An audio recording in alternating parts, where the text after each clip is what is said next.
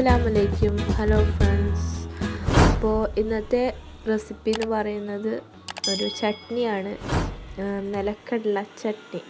നീലക്കടല എന്നും പറയും, നിലക്കടല എന്ന് പറയും. അങ്ങനെ അതുകൊണ്ടുള്ള ചട്നി എങ്ങനെ ഉണ്ടാക്കുന്നത് നോക്കാം. ഒരു പാൻ ചൂടാൻ വെച്ചിട്ടുണ്ട്. അതിലേക്ക് കുറച്ച് നിലക്കടല ഇട്ട് കൊടുക്കാം. ഇപ്പോൾ എൻ്റെ കയ്യിലുള്ളത് വറുക്കാത്ത നിലക്കടല ആണ്, അപ്പോൾ അതുകൊണ്ടാണ് ഞാൻ വറുത്തെടുക്കുന്നത്. നിങ്ങളെ കയ്യിൽ വറുത്തതാണ് ഉള്ളതെങ്കിൽ അത് ഡയറക്റ്റായിട്ട് ചട്നി ഉണ്ടാക്കാൻ എടുക്കാം. അപ്പോൾ ഫസ്റ്റ് ഞാനിതൊന്ന് വറുത്തെടുക്കട്ടെ.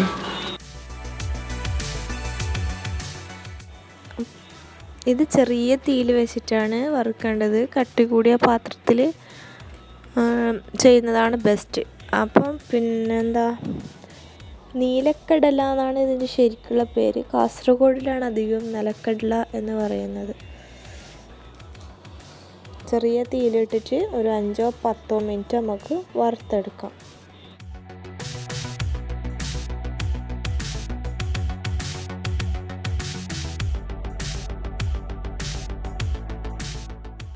ഇത് ഫ്രൈഡേ മോർണിംഗ് ആണ് ഞാൻ ചെയ്യുന്നത്. അപ്പം ദോശ ഉണ്ടാക്കാനാണ് പ്ലാൻ. അപ്പം മറ്റേ സ്റ്റോവിൽ ഞാൻ ഉഴുന്ന് ദോശൻ്റെ ചെയ്യാനുള്ള പാനും കൂടി വെക്കുന്നുണ്ട്. അപ്പം രണ്ടും ഒന്നിച്ച് നടക്കുമല്ലോ.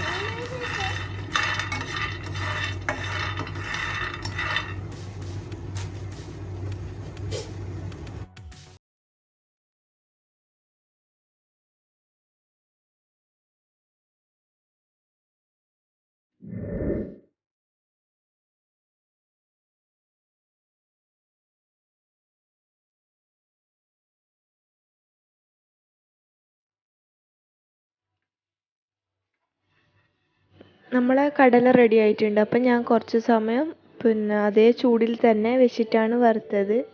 തീ ഓഫ് ചെയ്തിട്ടുണ്ട്. 5-10 മിനിറ്റ്, 10 മിനിറ്റ് വേണ്ട, 5 മിനിറ്റ് എടുക്കുമ്പോൾ തന്നെ ഇത് പകുതി കാണുന്നുണ്ട്. അപ്പം ഞാൻ അതേ ചൂടിൽ തന്നെ വറുത്തെടുത്തതാണ്.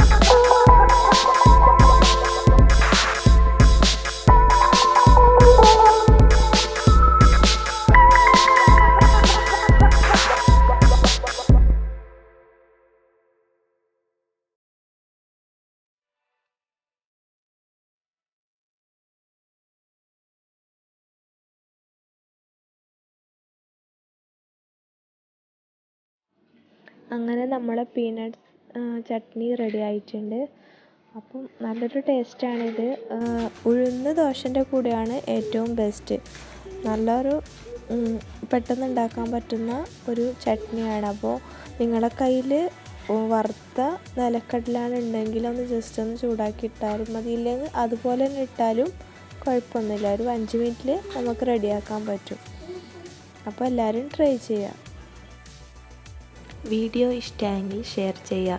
സബ്സ്ക്രൈബ് ചെയ്തിട്ടില്ലെങ്കിൽ സബ്സ്ക്രൈബ് ചെയ്യുക. ബെല്ലൈക്കൺ കൂടി പ്രസ് ചെയ്യുക. അപ്പോൾ അടുത്തൊരു വീഡിയോയിൽ കാണാം ഇൻഷാ അല്ലാഹ്.